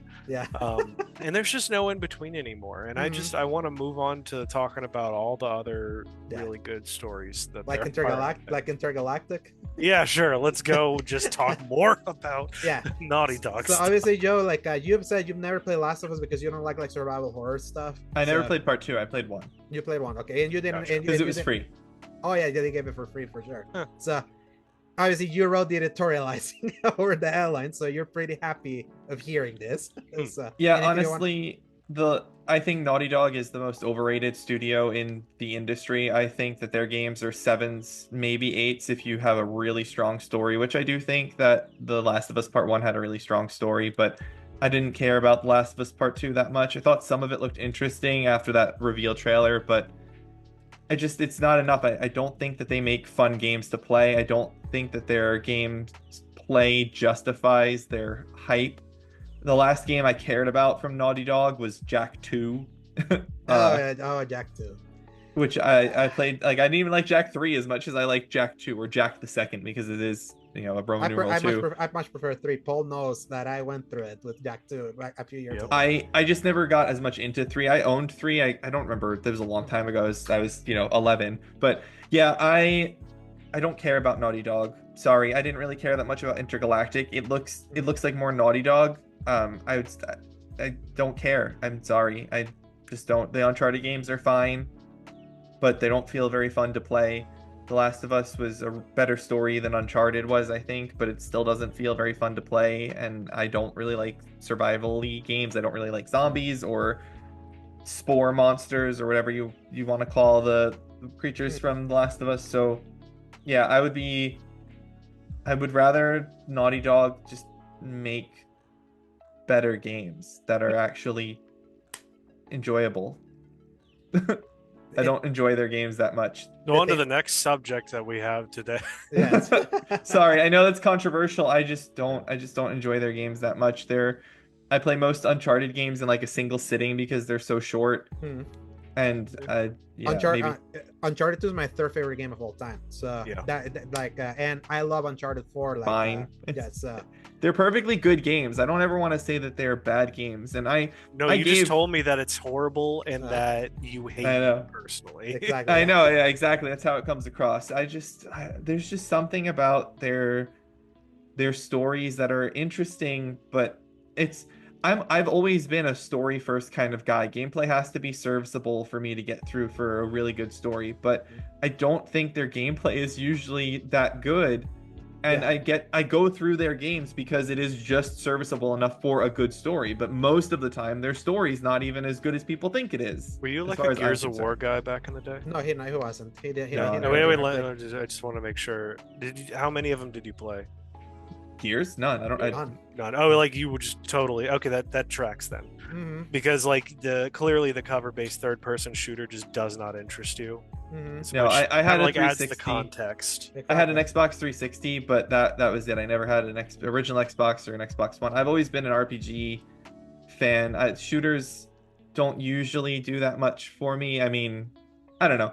I'm glad people like Naughty Dog. I'm glad that they make successful games. I do love Mass Effect. Okay, that's what I thought. Okay, so that's at least like the story's really good, which kind of carries the rest of the game. And the choices, yeah, exactly. And also, remember my favorite Mass Effect is Mass Effect 3, which is the one that has the best gameplay. Yeah, has the best gameplay, but also has a crazy strong story that I feel really pays off a lot of your choices from before. So, yeah. All right, yeah, that tracks. I can kind of see it, and also you've never seen Indiana Jones, so that's why that also true. That also adds. Oh yeah, I forgot we did. I saw the fourth one. Remember? Yeah. Why would you do that? Okay, we'll have to have another conversation. Exactly, and we kind of had that during Game of the Year, but and that's why Indiana Jones, one of my favorite film franchises of all time. Uncharted was that in video game form. So I like Tomb Raider. Tomb Raider was good. Oh, and the newer ones, right? And the newer ones were inspired by Uncharted. Which was all inspired by Indiana Jones. We just come full circle. I only played the reboot of Tomb Raider, the 2013 one. I have not played. That's the only one I finished. Honestly, I tried Rise of the Tomb Raider. The best one. I enjoyed the old Tomb Raiders when I was a kid. I played those a bit. Yeah, you just want Nathan Drake to be sexier. That's all you need. Yeah. Pretty much. I love Nolan North. I love Nathan his Drake voice with acting. Big Naturals coming to a theater near you. I mean, Nolan North is so talented, and as the Assassin's Creed fan that I am, not like I know we all like Assassin's Creed, but as like the one that I am, I love Desmond. Like, so that's my real first exposure is Desmond Miles to Nolan North, and then obviously he was the Nolan North voice in Saints Row the third. It's just called Nolan North in that. And then he went completely off like off base with the Penguin of the Arkham games. Like completely so like he's great. Yeah. And they're fine. I'm glad that people like Last of Us. I think that we have other things to talk about today, though, so we don't want to talk too much about my negativity towards it. Oh yeah, and to me it's like speaking of Assassin's Creed. Exactly. Yeah. Hey. News that pleased me to no end. The second headline: Assassin's Creed Shadows will feature shorter, quote unquote, main campaign than Valhalla. Still contains tens of hours of content. So basically, Genki, the Japanese kind of like a Twitter account, did an interview with the director, and then he kind of got a few like bullet points out of him of like what to expect of Assassin's Creed Shadows. And the one that a lot of people really like honed in on is the fact that he said that from a campaign perspective, this new one is gonna be around 30 to 40 hours. And if you want to do the completionist run, like aka the platinum run, it's gonna take you like 80 hours. And when people started like analyzing previous games, this put the scope roughly in line with Assassin's Creed Origins, if you want to do that platinum, because then sounds about right. Yeah, if you wanted to do Odyssey, like do the campaign, and then the platinum, the campaign was between 45 to 50 in Odyssey, by 144 to do everything. So because that game was an odyssey of a monster, but not as big as Valhalla. That was like 150 to complete the game. My question on this, Alex, would simply be, what did they estimate it when it was in the press cycle for the other games? Because I don't always trust the estimates of developers, because estimates from developers are not always even remotely close to how long it actually takes to do things. Yeah, because you can never like account for someone. I remember they said 120 for Valhalla when it was like before it came out. Yeah, when the reviews I don't know if I'm remembering. No, like even during like the press junkets and stuff. I actually remember what they said. Yeah, what's funny is that they said that Valhalla was gonna be shorter than Odyssey, and that was a complete lie.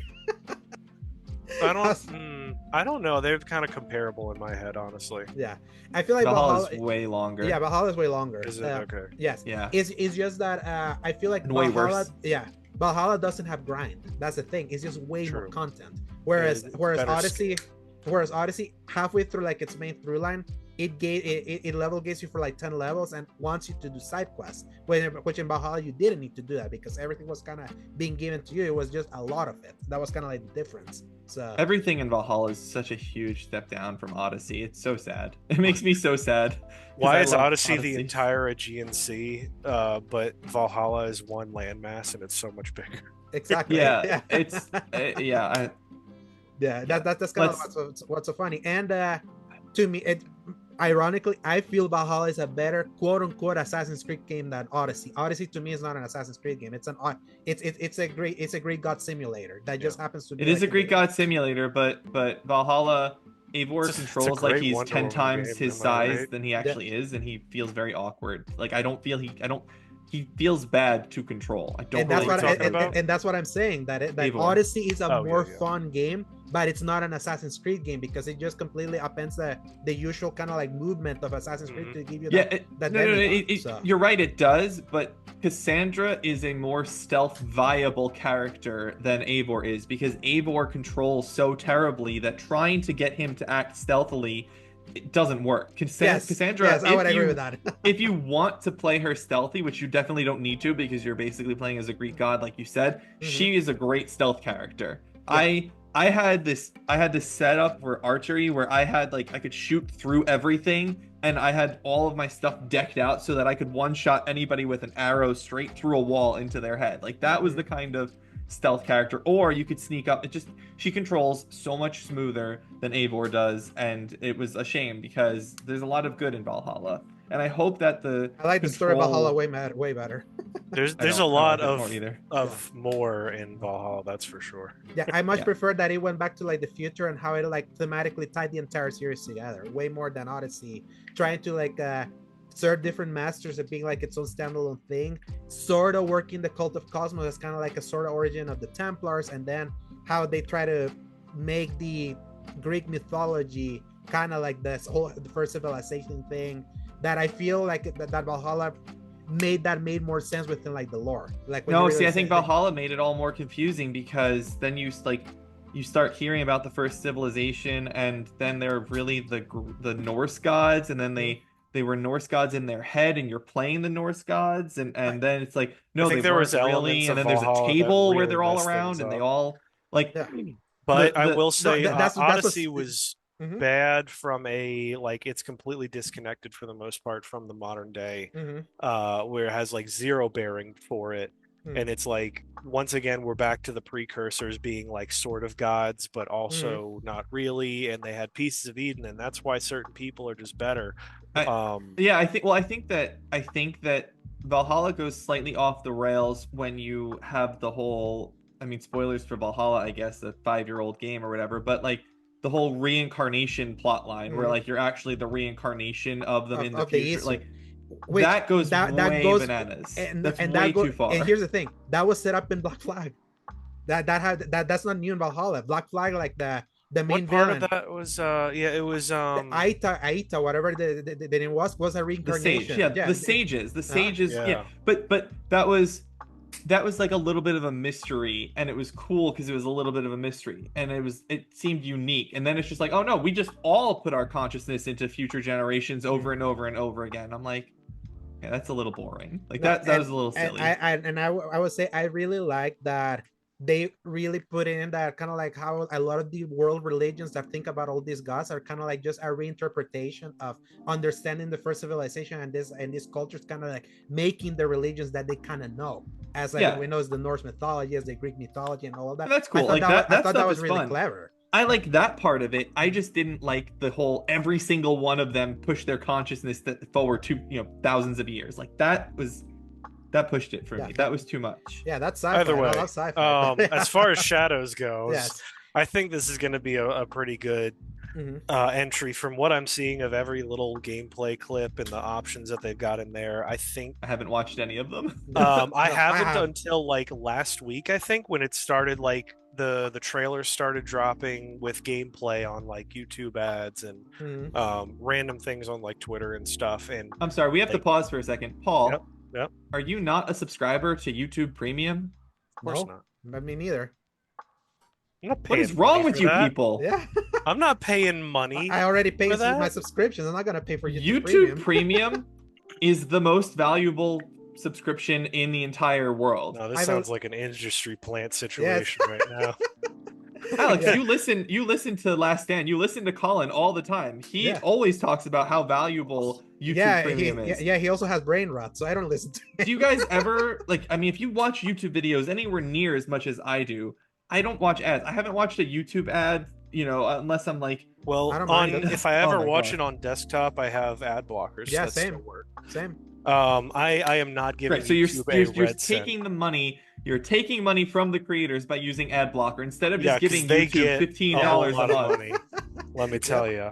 I am not paying $15. I already pay for enough stuff. Exactly. Well, let me ask you this: what's your music app? What do you use to listen to music? I use Spotify, and I pay for. You pay for Spotify? I do. For two whatevers. Me and my wife use. Well, YouTube Premium, the family plan of YouTube Premium, gives you the commercial-free YouTube and their YouTube Music for no commercials.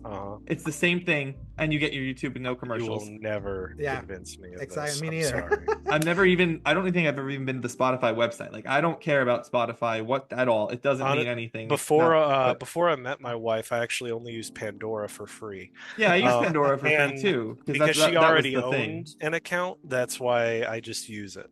But I have not. No, I'm not. You guys are nuts. Look into YouTube Premium. It is well worth. I've used it. Cost. My dad had it, and then he stopped paying, and I was like, I'm not paying for that. So my dad has it too. We have a family account. I added Jing to it. I added my mom to it recently because my mom was watching YouTube ads. Premium and YouTube TV are two separate things that you have to pay for is ridiculous. Yep. Exactly. And that YouTube can just control all of the the media and what people can earn from things, and freeloaders forever. Nebula is even a thing that has to be a thing because YouTube covertly censors what can be expanded, but all the YouTube Kids stuff is untouched, and that can have like murder videos hidden in it. It's just, I hate YouTube, and I hate the fact that I have to use it all the time. Yeah. But Well, that's a you guys are crazy, but we can move on now. Exactly. Shadows looks great. I'm looking forward to it. I have the collector's edition coming. It'll be arriving at some point. Yeah, you're gonna show that collector's edition on video here, like whenever it arrives. So, when does it arrive? It arrives the 20th, right? Yes. So you'll be in Vegas by that point. So it will have to. I'll be out.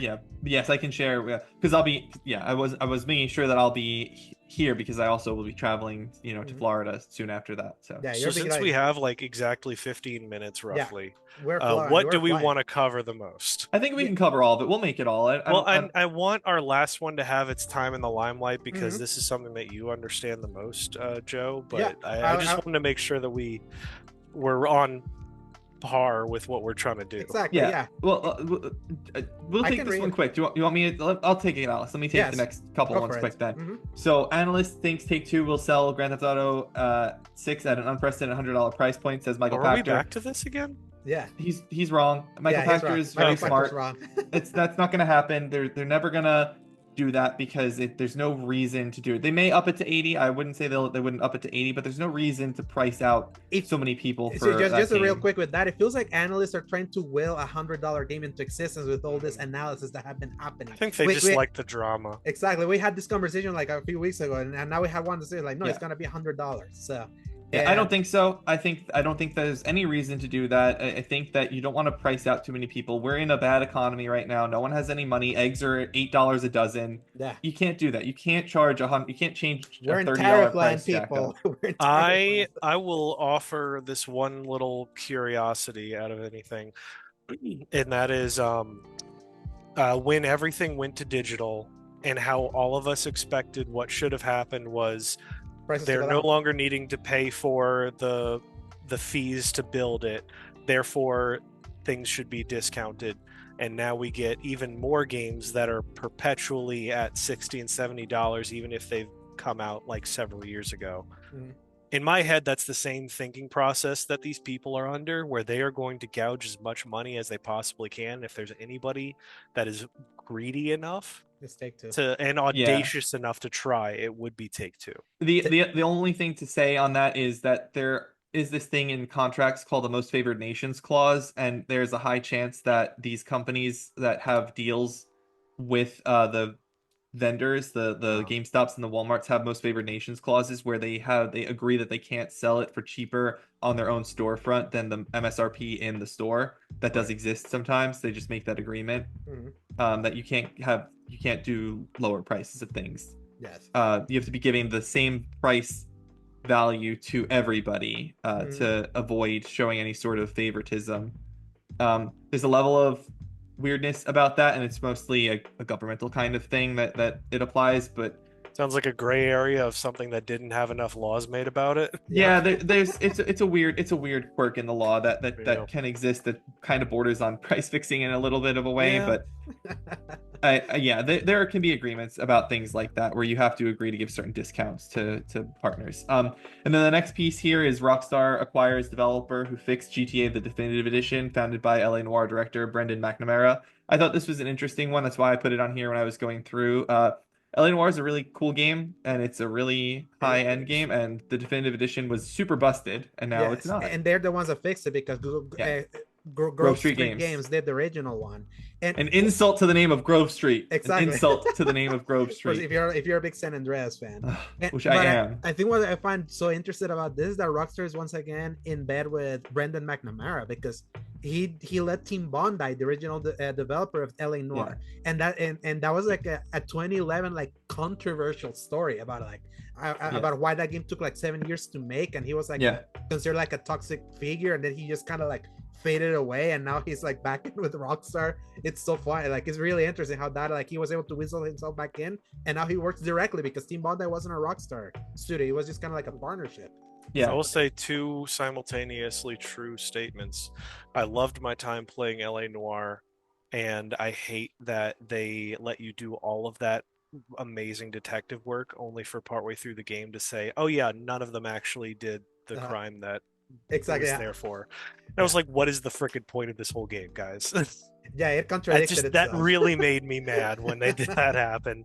Yeah. So it was like, oh, so I was great, and also none of that was accurate. So Yeah. okay, Yeah, Yes. it's a good game. I enjoyed LA Noire. I did Great not game. love it as much as some people do. I'm not No. good at the It's great to facial play through recognition thing, I once. guess. Yes. Yeah, it's a one playthrough game. I tried Yeah. replaying it, it's impossible. It's like too slow, and I would like to get better at like looking at the people and detecting lies because I was not good at that part. But yeah. and I then used- our final one here. Sorry, go ahead, Alex. Yes, I used a guide to get 100% on all of that and all this. Of course you did. I'm not going to. I was like, I'm not gonna mess this up. So before you read that list, that last one, I'm gonna blast through the quick headlines first. Sony begins a leasing program for the PS5 and various accessories in the UK. This is funny because Japan apparently has been doing that, leasing PS5s. So maybe it's slowly making their way to the US. Interesting idea of like leasing consoles. Like, why has that not happened? Right. Well, note that it is leasing. This is not like buy to like rent to own or pay over time. This is a straight lease as if you were leasing a car. You do not own the console when your contract runs out. That is why I bolded leasing here to be clear. It's an interesting verbiage, and good for you with the lawyery like laser eye. Free games coming to Amazon Prime Gaming this month includes a big one, Mafia 2 Definitive Edition, ahead of Mafia the All Countries release this year. So obviously they're trying to have people catch up or be like in Mafia mood for. That is the worst Mafia game, just so everyone is aware. That is the worst one. It is pretty busted even to this day, and it's not very fun, and the story is compared to the others. But you might as well play it. No, it's kindred spirits there. Yeah, because it's funny how I don't hate it, but it is funny how now it is easily like the least good to play and the least worst looking, because now we have the Mafia 1 complete redo. I literally drove through a hole in the map. Like, I just was driving and I just fell through a hole in the map. Had to restart the game. I just wish there was really more to do and no less prison segments. Yeah. I don't think that the old country is gonna have like stuff to do the way that 3 does. It sounds like it's gonna be really like it's gonna be linear, toned back, which is fine. I don't necessarily mind that. It just has to not feel bad. And Mafia 2 genuinely feels bad to play. It does not feel good to play that game anymore. And it didn't really feel good to play it in PS3. I did not even do the DLC on the PS3 because it did not feel good. So yeah. Mafia 1 and 3 feel so much better. And obviously 1 took its bones from what they did with 3. So. Yeah. Other quick one, Monster Hunter Wilds sells 8 million copies, the fastest Capcom title to reach the milestone. World took 7 months to get to that amount. So which is still really fast. Yes. So the fact that it went even faster than World is insane. This thing's, I always said that this thing was going to be like an impact crater, and it really was, like even bigger than I was expecting. And not even mentioning the 1.4 million concurrents, the 5th most played game on Steam. So I do think that everyone who moved away from this was super smart to move away from it. I think that the Kingdom Come people got their bank, they got their money from being so early. I think Avowed was on Game Pass, it didn't matter. I think that Like a Dragon, Pirate Yakuza in Hawaii moving a little bit. It's a shorter game. It was, I think, a cheaper game as well, a little bit. Yeah, well like worth $10. the move. Yeah, $10 cheaper. Well worth the move for them, and then it cleared up everyone to just like bam, play Wilds, because that's what everyone's gonna do. Exactly, at least for the next month before, and let's see how if people are still playing this by March 20th, because if people are still like, I'm still seeing a lot of talk about Worlds still. I mean Wilds. Gosh, I always get confused with those two. And final quick headline: Tony Hawk's Pro Skater 3+4 remake finally announced, and it's coming on July 11th, and it's gonna have the Doomslayer like skin, so you can like. That is so funny, that promotional artwork that they did for that. Yeah. They also confirmed today that there is no career mode like Tony Hawk Pro Skater 4 had. That was that is removed. It's now just time trials and stuff. So exactly. there is no.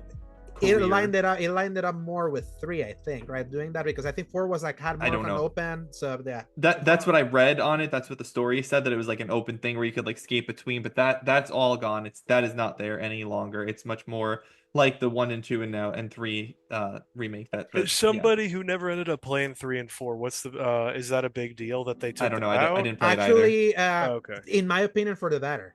Because you don't need to, because Tony Hawk as a series got worse the more they try to like, because it was an annualized franchise, so they're adding all these features to justify having to do like a new game. And it was like, I'm only here for the time trials. I'm here to like do the levels and get my scores and move on. So they're kind of like trimming the fat. disappointed for the people that wanted a one-on-one remake, but at least it has those levels. At least, and with the same kind of quality that 3 had. And 3 was always the better game of those two. So if it lined up both and it feels like 1 and 2, it's gonna be great. And the last one, so you can at least say a little bit about this because he specifically like named it this. Discord may have its IPO this year. So Joe, take it away. Yeah, so BGC reports that Discord is in talks to become a public company. The gaming voice giant will potentially go public this year.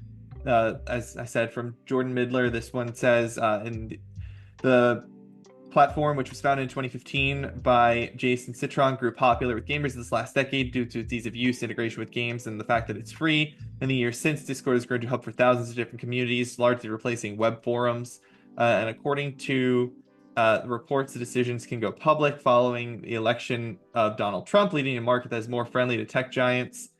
The company said, "We understand that there's a lot of interest around Discord's future plans, but we do not comment rumors or speculation. Our focus remains on delivering the best possible experience for our users and building a strong, sustainable business." And according to Financial Times, Discord was last valued at $15 billion. And it says, finally, while originally a PC-only service, in recent years, Discord has made its way natively to both PlayStation and Xbox consoles, allowing players to chat with their friends and interact with groups across all 3 platforms. So on this one, it's also worth noting Sony invested in Discord a number of years ago. They actually hold a stake. Mm-hmm. Yeah, they hold a stake in Discord. So whatever Discord does decide to do, Sony will have some level of say, probably a fair amount of say in it, given the amount of money that they invested at the time. Paul, this is a funny episode because we talked about Discord, Sony's Discord financial investment in that first episode back in 2021. Gosh, should we really? Yes, but with both The Last of Us and this. Man. Yeah, it was a breaking story. And we were finishing the episode and that was like breaking. I'll never forget that. I forgot about that. Yeah. So Discord may go public this year, may have its IPO. I know a fair bit about this. Do you guys have any questions on it I can answer, Paul, Alex? I have no idea what you just said. Could you explain it to me like a layman? Yeah, like a layman. Yeah, sure. So I'll keep it quick, but an IPO is an initial public offering. Essentially what happens is when you form a company, you can form a company to be a public company or a private company from the outset. Typically, a company that's started by like one guy, like this one was, is going to start privately held, and it's usually like an LLC, a limited liability company, instead of being a corporation, or sometimes it's just a partnership or a solely owned enterprise. What most companies are, by the way, just as a heads up. Yeah, most regular ones you interact with. Let me clarify. Yeah, and so the IPO is essentially saying that the company is ready to take investment from the public market, meaning it'll be listed on the stock exchange, the New York Stock Exchange, or in other countries, their respective stock exchange. It'll either be on the NASDAQ or the Dow, and it'll be available for the public to buy into, and kind of the same way that you have your GameStops and your other meme stocks, like your AMCs and your Blackberries and all of those things. When you had all that going on, the public can buy into it. So the IPO is the first time that anyone outside of the investor class can invest in the company. And essentially it means that they could end up with a huge influx of cash to do things.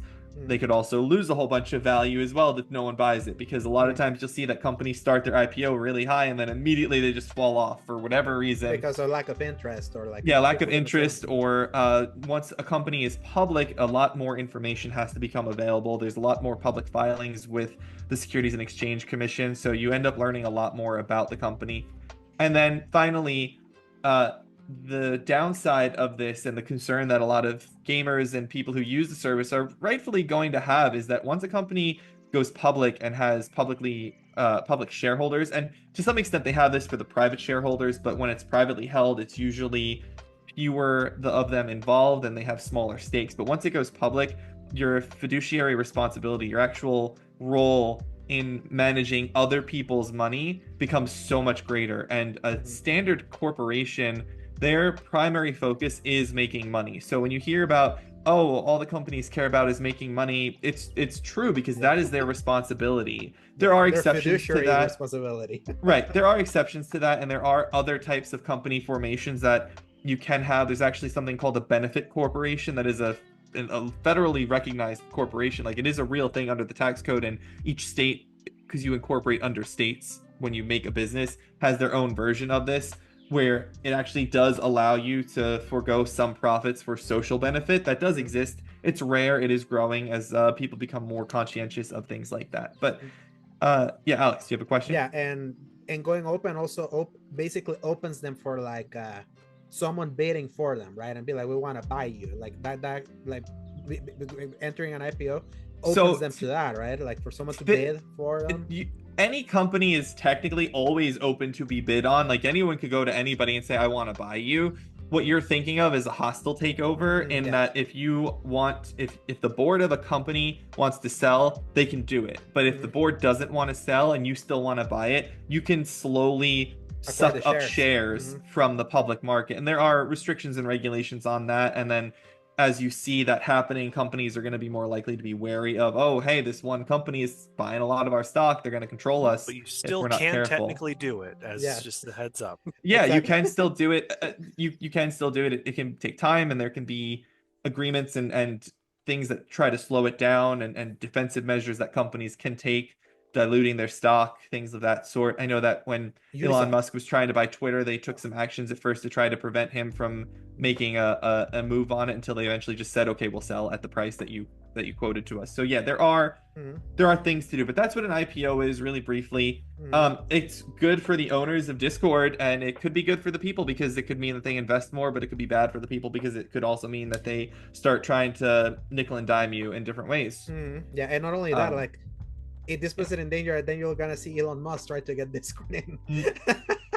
Yeah, the trick with IPOs is really how involved are the founders going to stay, because founder-led IPOs can still be good because they still have the vision of the original like owner. Ubisoft, right? Ubisoft would be like a founder-led IPO too, right? So yeah, Ubisoft would be they wouldn't be an IPO because they're a public company. They're a founder-led public company. But yes, when they went public, they would have had a founder-led IPO, and they would have stuck with the company, and they ended up buying up most of the shares anyway, and that, at some point in time. So they were the majority, or at least they had not the majority, they had the plurality of shares. They had more than anybody else. But yeah, it's interesting, and it's hopefully it turns out well. And that's all I'll say. I tried to keep that quick. I know that we have to close out here, so we can move into our game releases. Absolutely. That we move now. We can move for the week of releases. So for March 9th to March 15th. Joe, take it away. Sure. We have Beyond the Ice Palace 2 coming to PC. Consoles are one day later on March 10th, March 11th. Wanderstop comes to PC, PS5 on March 11th. Rise of the Ronin comes to PC on March 11th. Fate Reawakened comes to PS4, PS5, PC, Switch, Xbox One, Xbox Series X and X on March 12th. Expelled comes to Switch, iOS, and Android on March 12th. Path of Fury Episode 1 comes to Oculus Quest or MetaQuest or whatever it's called now, MetaQuest, I guess, on March 13th. Yes. Midnight Murder Club is on PS5 and PC on March 13th as well. Dungeons of Hinterberg, which was out on, I think, Game Pass already, comes to PS4 and PS5 on March 13th. And Out of the Park Baseball 26 comes to PC on March 14th. And finally, the full release of WWE 2K25 comes to PC, PS4, PS5, Xbox One, Xbox Series X and S on March 14th. Yes. And from that, it's like it has a lot of games, but nothing that really interests me. Like right now, we're all start with what we have currently. I would say that. Curious how Wanderstop is. Wanderstop may be interesting. And Dungeons of Hinterberg, great game. So, Paul, cool. Since we're concluding, because this is when the time is, tell us, where can people find you? As always, you can find me at Dork of Art on Twitter and Blue Sky, and I don't do anything else. Hey, Joe, where can people find you? You can find me on Twitter at Joseph_Law_Russa. You can find my writing on Season Gaming. Check out my Avowed review from earlier this month, and that's it. Yes. Right now. Nothing in the works. Alex? Yeah, and find me on Twitter at A_George Segovia on Blue Sky, and also my written content at seasongaming.com. Find my reviews for both Eternal Strands and Monster Hunter Wilds there in the site. So that brings us to the end of this week's episode of the Xbox. If you like what you listen or watch, give us a like, give us a subscribe, leave us a review like all you lovely people on Spotify have been doing. That's been great for the algorithm. Thank you for making us pass different listen milestones. Hopefully we can keep growing this one, and also YouTube. And until then, enjoy the weekend, play some games, enjoy slaying some monster. We'll see you next week. Just Joe and I, and press X to play. Good night, everybody. Hasta la vista, baby. Take care.